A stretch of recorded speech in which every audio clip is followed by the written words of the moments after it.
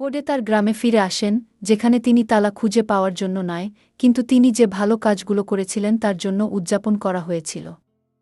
চাবিটি প্রকৃতপক্ষে আরও অনেক বড় কিছু আনলক করেছিল, সততা এবং দয়ার সাথে বেঁচে থাকার অর্থ কী তার গভীর উপলব্ধি।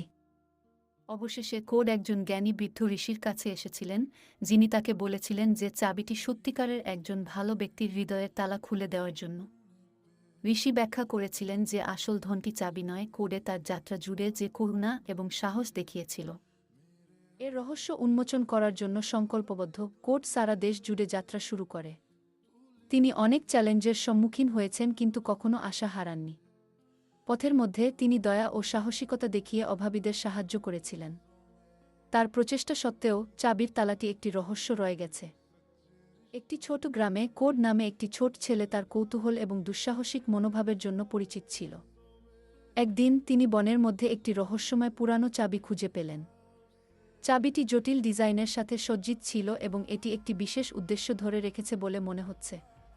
তার আবিষ্কারে উচ্ছ্বসিত কোড গ্রামবাসীদের কাছে তা দেখিয়েছিল, কিন্তু কেউ জানত না যে এটি কি খুলেছে।